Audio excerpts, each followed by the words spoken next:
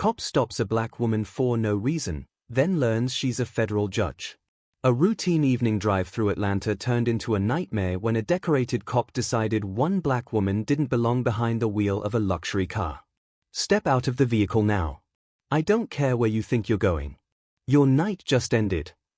The officer's hand slammed against the driver's window so hard the entire car vibrated, and his other hand moved directly to his holstered weapon. The woman behind the wheel felt her heart stop.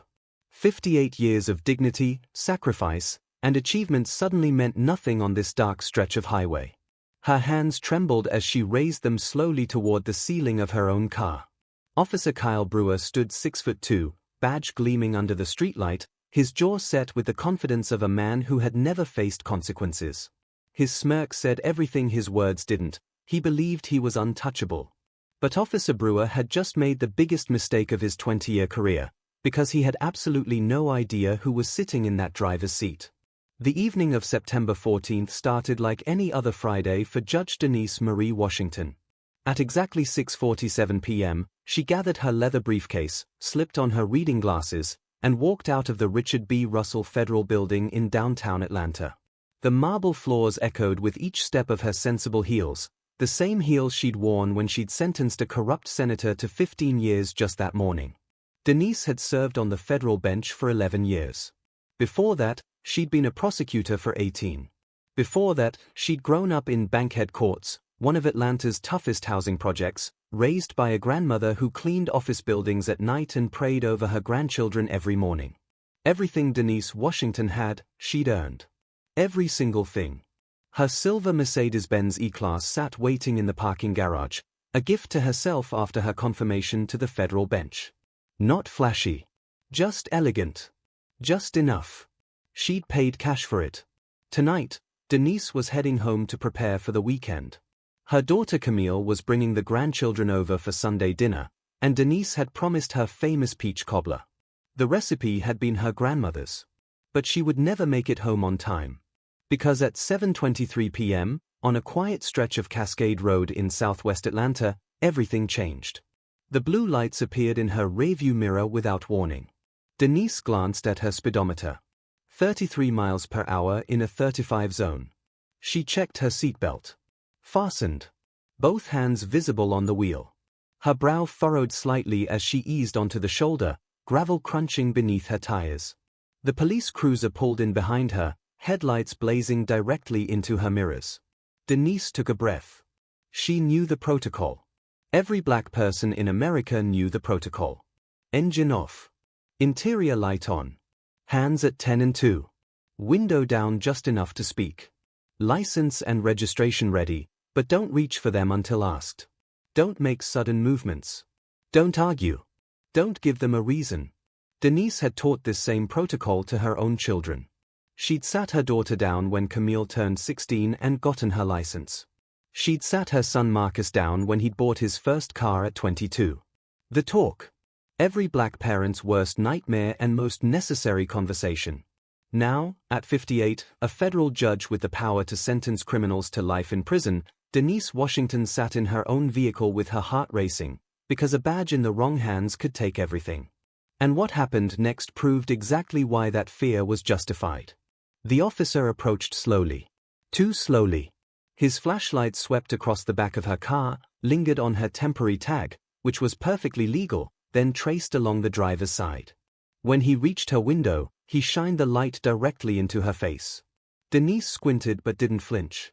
"Good evening, officer. May I ask why you?" "License and registration. Now." His voice was flat. Cold. There was no courtesy. No explanation. Denise nodded slowly. "I'm going to reach into my purse on the passenger seat. Is that all right?" The officer's flashlight didn't move from her eyes. "Just get it." She moved carefully, retrieving her license and the registration from the glove compartment.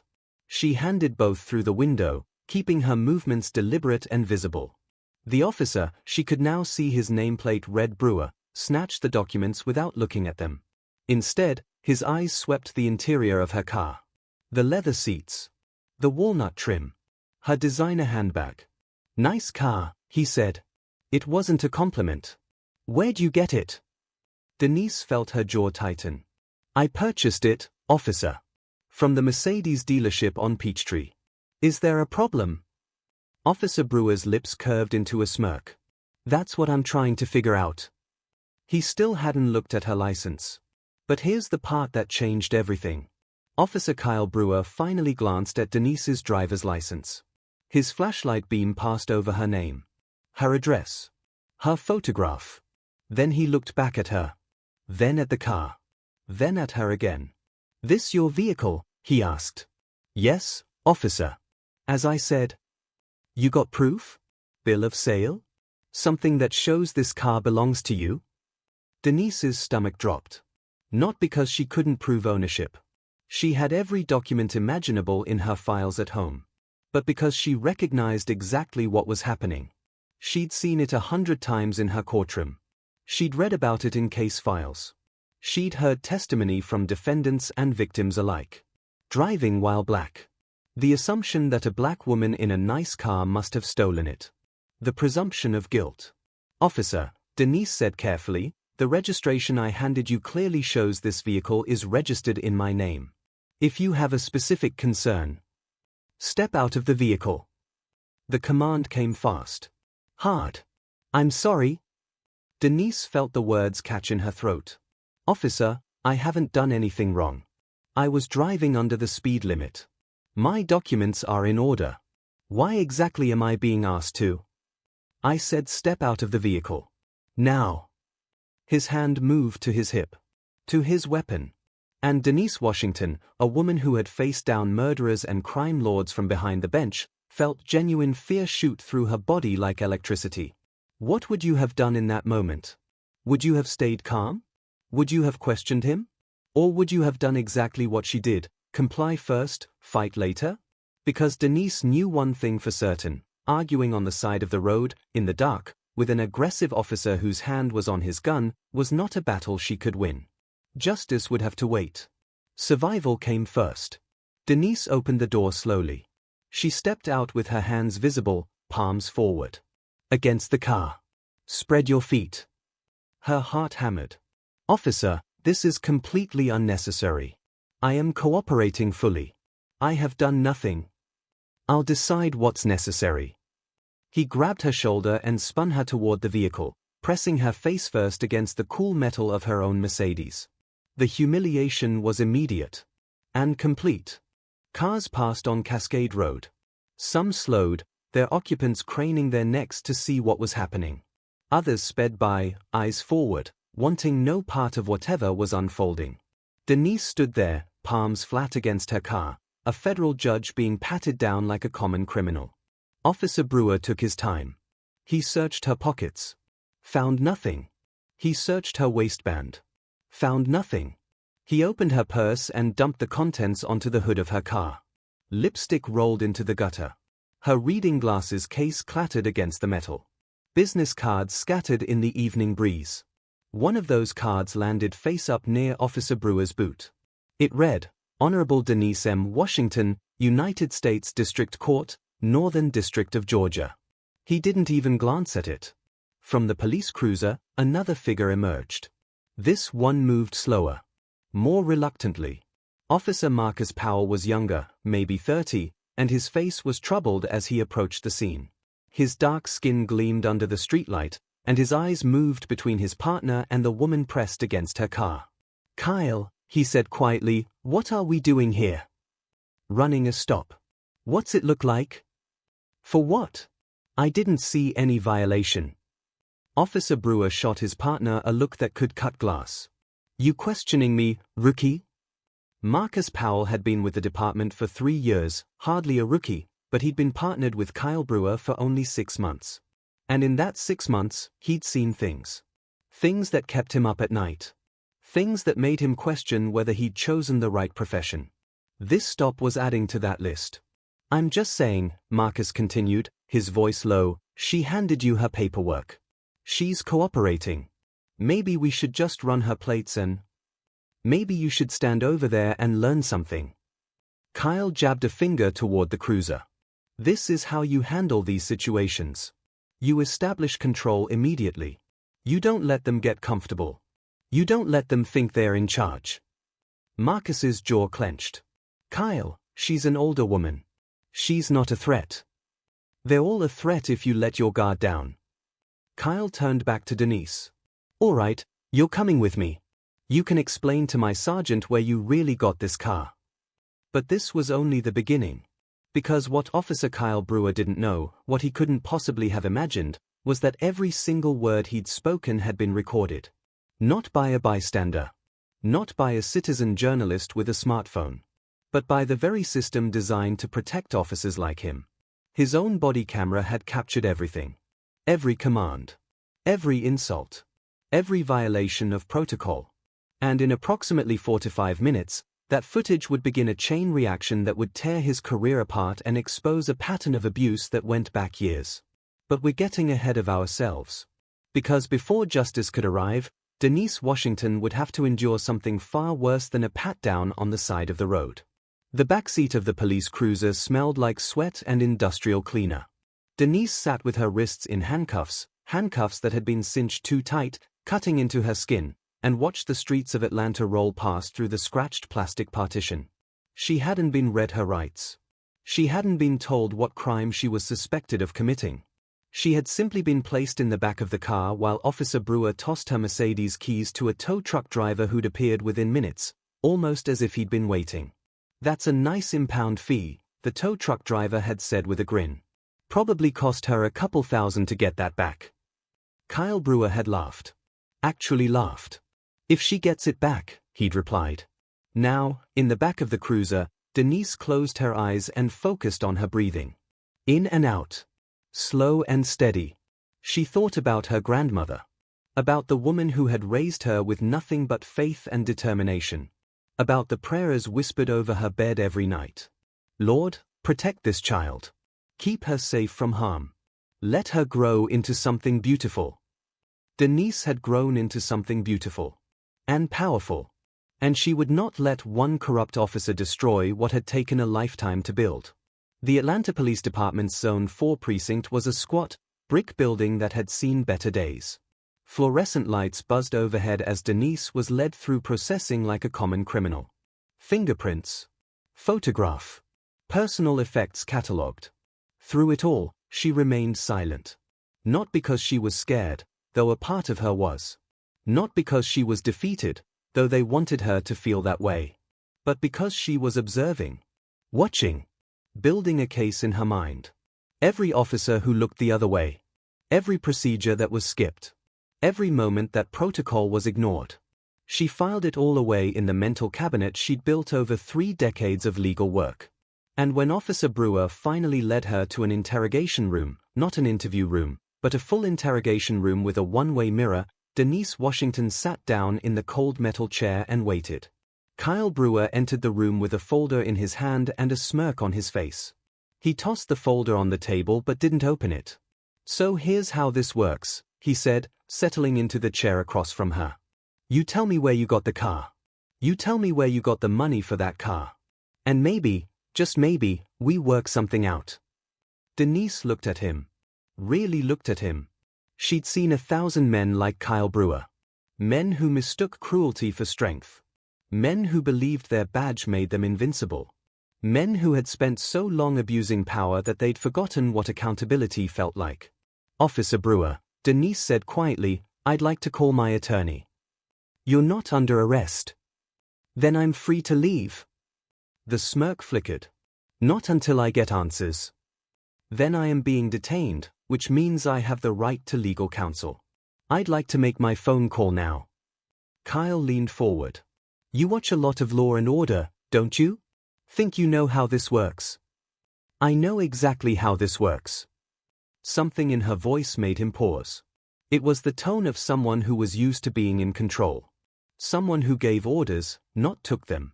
Someone who was playing a very different game than he realized. But Kyle Brewer wasn't smart enough to heed the warning. Let me tell you what I think happened, he said. I think you stole that car. Or your boyfriend stole it for you. Or maybe you're running some kind of scam, insurance fraud, identity theft, something like that. And I think when we dig deep enough, we're gonna find a whole lot more than a stolen Mercedes. Denise said nothing. So why don't you save us both some time and tell me the truth? Silence. Hello? You deaf now? More silence. Kyle slammed his palm on the table. I'm talking to you. And just when things seemed calm, the door to the interrogation room opened. Another officer stepped in, this one older, heavier, with sergeant stripes on his sleeve. Brewer. A word. Kyle looked annoyed but stood up. Hold on. I'm in the middle of. Now. The tone left no room for argument. As Kyle Brewer stepped out of the room, he had no idea that his career was about to collapse. Because Sergeant Patricia Holloway had just received a very concerning phone call. In the hallway outside the interrogation room, Sergeant Holloway's face was stone. What's going on? Kyle asked. I've got her right where I want her. Give me 20 more minutes and. Shut up. Kyle blinked. Excuse me? I said shut your mouth. Patricia Holloway had been on the force for 28 years. She'd worked her way up from traffic patrol to commanding a precinct. She'd seen officers come and go, some good, some bad, some criminal. And right now, she was looking at one of the criminals.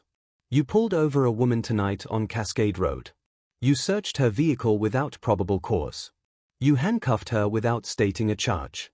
And you brought her here without once asking if she wanted to contact an attorney. Kyle shrugged. Standard procedure for her. Nothing about what you did was standard procedure. Patricia took a step closer.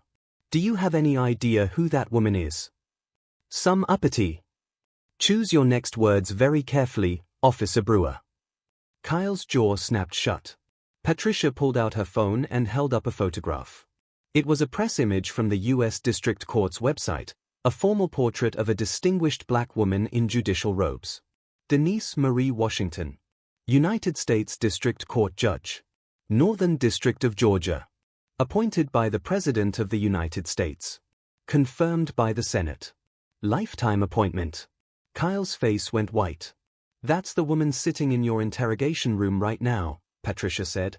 That's the woman whose car you impounded. That's the woman you handcuffed, searched, and treated like a criminal for no reason other than the color of her skin. I didn't know. You didn't bother to find out. Patricia's voice echoed through the hallway. You didn't look at her license. You didn't read her business card. You didn't do your job. You just saw a black woman in a nice car and decided she must be guilty of something. Kyle's hands were shaking now. Sarge, listen, I can fix this. I can. You can't fix anything.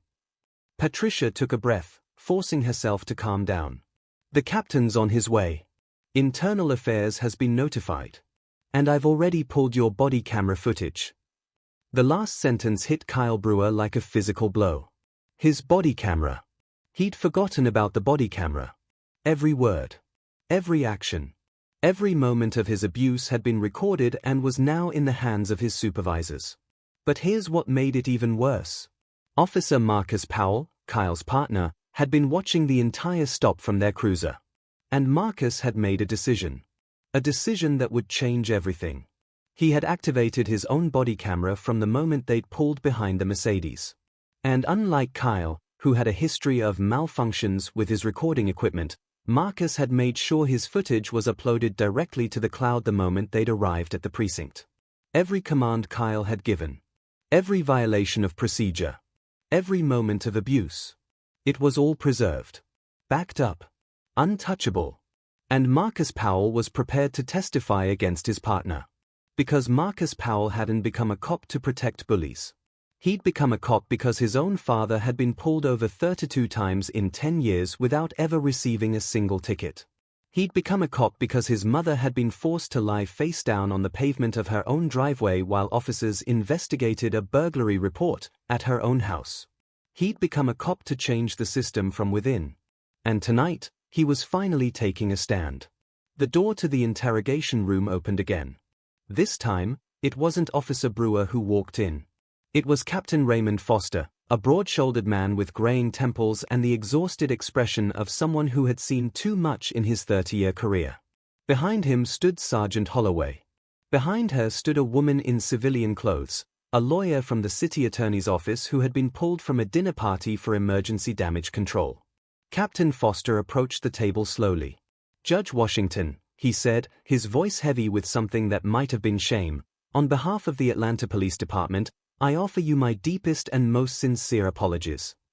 Denise looked up at him. She had been sitting in this room for 47 minutes. Her wrists were bruised from the handcuffs. Her evening was ruined. Her faith in the institution she served alongside had been shattered once again. "Captain Foster," she said quietly, "I appreciate the sentiment. But I think we both know that an apology isn't going to be sufficient." "No, it's not." The city attorney stepped forward. "Your Honor, we are prepared to offer." "I don't want to hear about settlements right now." Denise's voice cut through the room like a gavel. "What I want to know is what's going to happen to Officer Kyle Brewer." Silence. Captain Foster took a breath. "Officer Brewer is being placed on immediate administrative leave pending a full investigation by Internal Affairs. His badge and weapon have been confiscated. Based on preliminary review of body camera footage, he is facing potential termination and possible criminal charges including false imprisonment, civil rights violations, and abuse of authority." "Possible charges?" Denise shook her head slowly. "Captain, I've spent 11 years on the federal bench. I know what possible charges means. It means a slap on the wrist. It means paid leave that's essentially a vacation. It means a quiet transfer to another precinct where he can continue abusing citizens." "Judge Washington, how many complaints does Officer Brewer have in his file?" The question hung in the air. No one answered. Denise leaned forward. "I asked a question. How many citizen complaints has Kyle Brewer accumulated over his career?" Captain Foster looked at the floor. 17. 17 complaints." Denise let the number settle. "And how many resulted in disciplinary action?" Silence. "How many, Captain?" "None, Your Honor."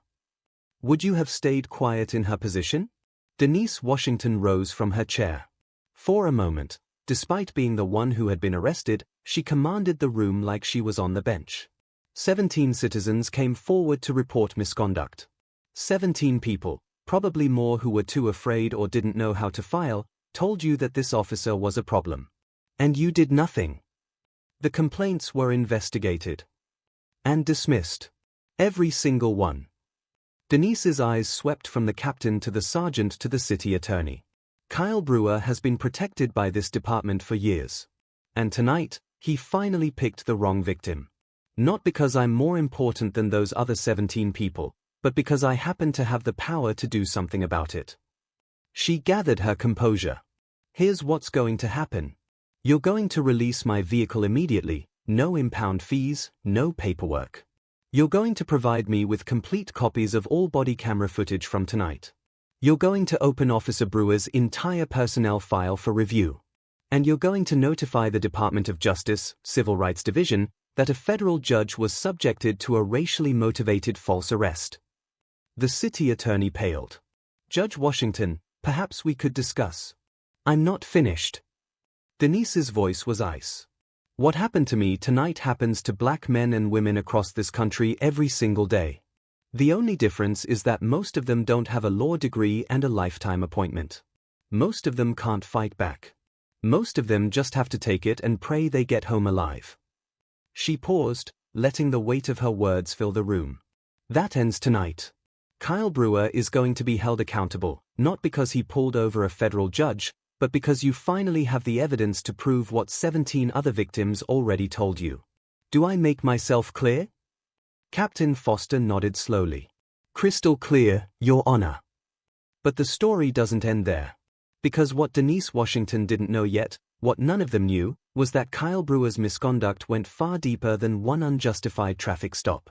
And in the next 72 hours, a scandal would erupt that would shake the Atlanta Police Department to its foundations. A scandal involving falsified police reports, planted evidence, and at least 4 innocent men who were currently sitting in prison for crimes they didn't commit. And it all started with one phone call from Officer Marcus Powell, the man who had finally decided to stop protecting the corrupt officers he'd been forced to work alongside. 3 days after her arrest, Judge Denise Washington sat in her chambers, a stack of documents spread across her mahogany desk. The body camera footage had been delivered as promised, all 4 hours of it, including the transport to the precinct and the interrogation room footage. She had watched it twice. The first time, she'd had to pause repeatedly, overwhelmed by the anger that surged through her as she relived the experience. The second time, she'd watched it as a jurist, clinical, detached, cataloging every violation. There were many. But the documents in front of her now contained something far more disturbing. Internal Affairs had begun their investigation into Kyle Brewer. And as they dug into his history, they discovered a pattern that went back at least a decade. Traffic stops targeting black motorists. Vehicle searches without consent or probable cause. Mysterious malfunctions of body camera equipment at critical moments. And then there were the criminal cases. 3 men, all black, all from low-income neighborhoods, had been convicted of drug possession based on evidence that Kyle Brewer claimed to have found in their vehicles. All 3 had insisted they'd been framed. All 3 had been ignored. Marcus Powell had provided the key piece of evidence, a conversation he'd overheard 6 months ago between Kyle and another officer. "It's easy," Kyle had said, laughing. "You pull over the car, you act like you found something, and suddenly they are facing 5 years minimum. They'll take the plea deal every time. Nobody believes them over us." Marcus hadn't reported it at the time. He'd been scared. New to the partnership. Worried about retaliation. But watching Kyle brutalize an innocent woman on that dark stretch of Cascade Road had been the final straw. Marcus had finally found his courage. And now, everything was unraveling. On the 4th day, Denise received a call from the U.S. Attorney's Office. Federal prosecutors were opening an investigation.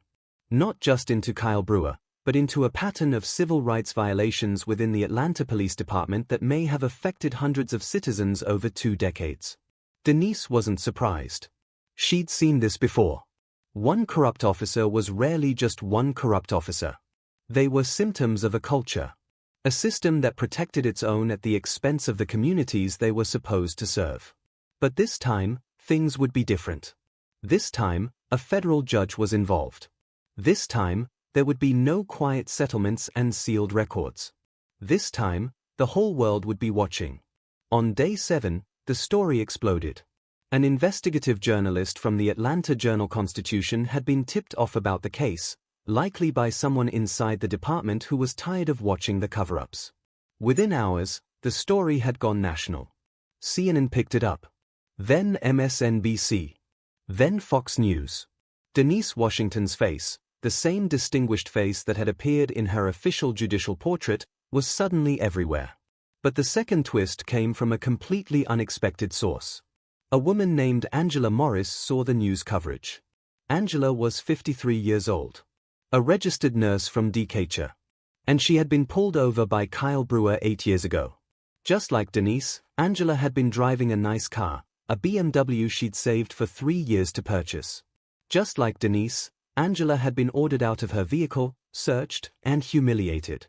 But unlike Denise, Angela didn't have the power to fight back. What Angela did have was something even more important: video footage. Angela's teenage daughter had been in the backseat that night, 8 years ago. When the officer approached the car, the daughter, scared for her mother's safety, had quietly pulled out her phone and started recording. She'd captured everything. Kyle Brewer calling Angela suspicious. Kyle Brewer ordering her out of the car while his hand rested on his weapon. Kyle Brewer threatening to arrest her if she didn't stop acting like she was better than him. The footage had never been made public. Angela had tried to file a complaint, but when she'd learned that complaining officers could access her personal information, her address, her workplace, she'd been terrified. Kyle Brewer had made it very clear during that stop that he knew exactly where she lived. So Angela had buried the video. Tried to forget about it.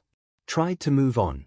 But when she saw Judge Washington's story on the news, when she heard that the same officer who had terrorized her was finally facing justice, Angela Morris made a decision. She was going to share the video. All of it. And when the news networks aired that 8-year-old footage, everything changed again. Because on that recording, Kyle Brewer said something he probably shouldn't have. He said, "This isn't the first time I've done this. And it won't be the last. Because nobody believes people like you. If only he'd known who was watching. The Angela Morris video triggered an avalanche. Within 48 hours of its release, the Atlanta Police Department's tip line received over 200 calls from citizens who had encountered Kyle Brewer over the years. Some had complaints that matched the pattern: unjustified stops, illegal searches, verbal abuse. Others had something more damning. 4 more victims came forward with stories of planted evidence. A former officer, now retired, contacted Internal Affairs with information about a cover-up that went straight to the command level. And a detective from the cold case unit made a discovery that would change everything. DNA evidence from one of Kyle Brewer's drug arrest cases proved conclusively that the drugs had never been in the defendant's vehicle. They'd been placed there after the fact. By Kyle Brewer. Caught on a convenience store security camera that no one had ever bothered to review. The dominoes fell one after another. On day 14, Kyle Brewer was arrested at his home. Not suspended. Not placed on leave. Arrested. The charges included civil rights violations under color of law, false imprisonment, evidence tampering, perjury, and the wrongful conviction of at least 4 innocent men. Federal prosecutors, working in coordination with the Georgia Bureau of Investigation, announced that additional charges were expected. Kyle Brewer was denied bail. The same man who had made a career of putting innocent people behind bars was now behind bars himself. The news cameras captured the perp walk. Kyle Brewer, handcuffed, his face a mask of disbelief, being led out of his suburban home past neighbors who watched in stunned silence. Somewhere in Atlanta, Angela Morris watched the footage and wept. 8 years of fear. 8 years of nightmares. 8 years of wondering if she'd ever see justice. And now, finally, she had. 1 month after her arrest, Judge Denise Washington stood in her own courtroom. But she wasn't there to preside over a case. She was there to watch. The case before the court was a habeas corpus petition, a request to overturn a conviction based on new evidence. The petitioner was a man named Terrence Williams, 34 years old. Terrence had been in prison for 6 years. His crime? Drug possession with intent to distribute. The arresting officer? Kyle Brewer. The evidence? Drugs allegedly found in Terrence's vehicle during a traffic stop. Terrence had always maintained his innocence. He'd said the drugs weren't his. He'd said the officer had planted them. No one had believed him. Until now. The judge presiding over the hearing, a colleague of Denise's named Judge Howard Mitchell, reviewed the new evidence carefully. Body camera footage from another stop that showed Kyle Brewer's pattern of behavior. The convenience store video showing Brewer placing evidence in a vehicle. Marcus Powell's testimony about the conversations he'd overheard. And a forensic analysis showing that the drugs in Terrence's case had never been handled by Terrence at all, only by Kyle Brewer. After 45 minutes of deliberation, Judge Mitchell delivered his ruling. The conviction of Terrence Williams is hereby vacated. The defendant is to be released immediately. This court finds clear and convincing evidence that Officer Kyle Brewer engaged in a pattern of evidence fabrication and civil rights violations. Mr. Williams has served 6 years for a crime he did not commit. While this court cannot give him those years back, we can, and do, restore his freedom and his record. Terrence Williams, standing at the defendant's table in his orange jumpsuit, collapsed into tears. His mother, sitting in the gallery, screamed with joy. And Judge Denise Washington, watching from the back of the courtroom, felt something she hadn't felt in years. Hope. Real, genuine hope. Not that the system was perfect, it never would be. But that change was possible. That one person's courage could spark a movement. That justice, delayed though it might be, could still arrive. Over the next 3 months, 5 more convictions based on Kyle Brewer's testimony were overturned. 14 officers across 3 precincts were placed under investigation for their connections to Brewer's misconduct. 2 of them were eventually charged with conspiracy and obstruction of justice. The Atlanta Police Department announced sweeping reforms, mandatory body camera activation, independent review of all citizen complaints, and the creation of a civilian oversight board with real investigative power. And Kyle Brewer? He was convicted on all counts. Federal civil rights violations. Evidence tampering. Perjury. False imprisonment. The sentence, 23 years in federal prison. No possibility of parole. At his sentencing hearing, Kyle Brewer had the opportunity to speak. He chose to remain silent. He had nothing left to say. But Judge Denise Washington had something to say. At a press conference following the sentencing, she stood before a crowd of reporters, cameras flashing, microphones extended. "What happened to me on Cascade Road was not unique," she said. "It happens every day, in every city, to Black Americans who are simply trying to live their lives. The only reason my case received attention was because of my position. But I want to be clear, my position doesn't make me more deserving of dignity. Every person, regardless of their job, their income, their education, deserves to be treated with respect by those who are sworn to protect and serve." She paused, her eyes sweeping the crowd. "This moment is not about me. It's about Terrence Williams, who lost 6 years of his life. It's about Angela Morris, who lived in fear for 8 years. It's about the 17 people who filed complaints against Kyle Brewer and were ignored. It's about every Black mother who has given her child the talk and prayed it would be enough to bring them home safe." Her voice wavered slightly, then steadied. "We cannot police ourselves into justice. We cannot reform our way out of systems designed to oppress.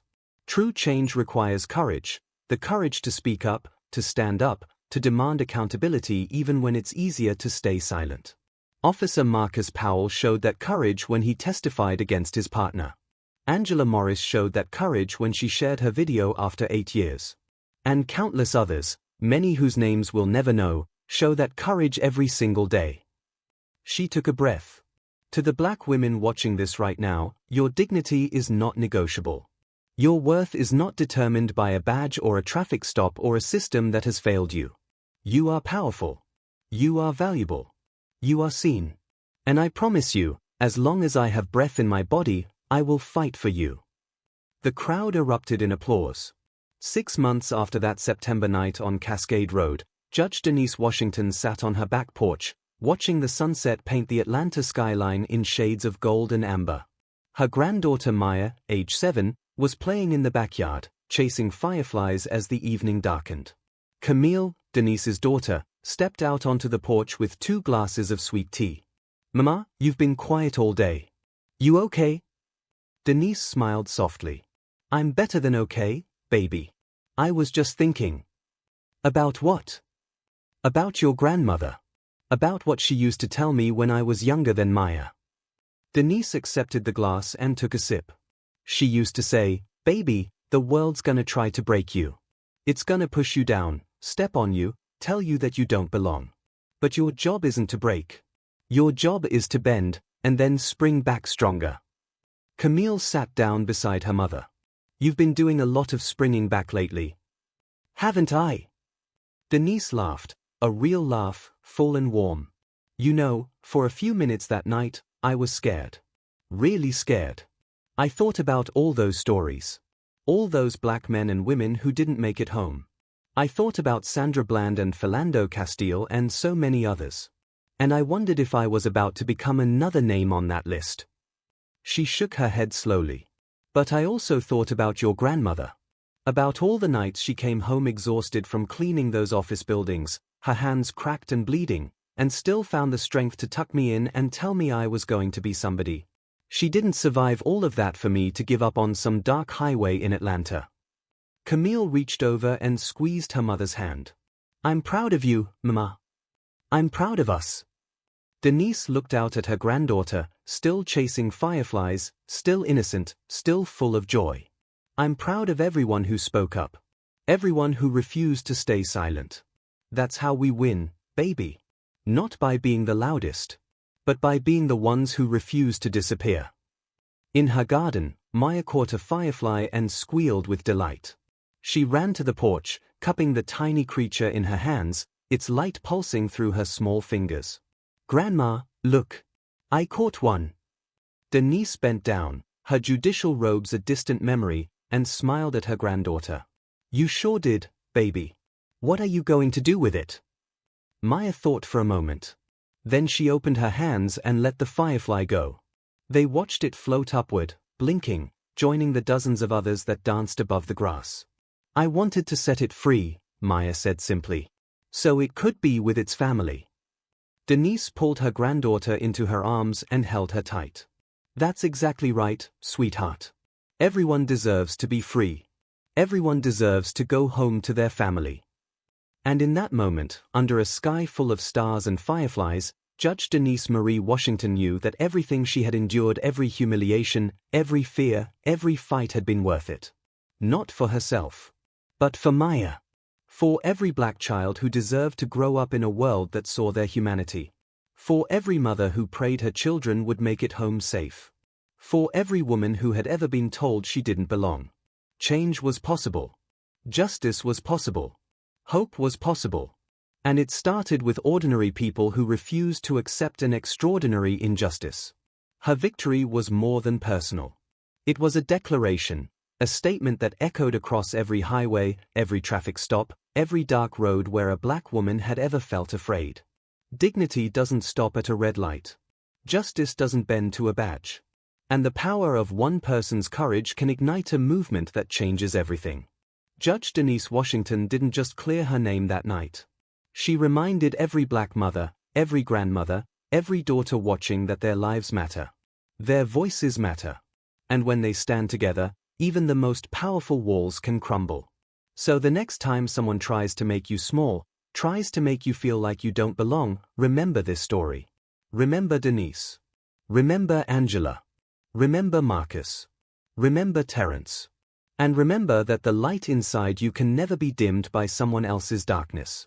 Because justice doesn't always come quickly. But it always comes. If this story moved you, drop a comment and share it with someone who needs to hear it. Because every voice matters. Every story matters. And change starts with us.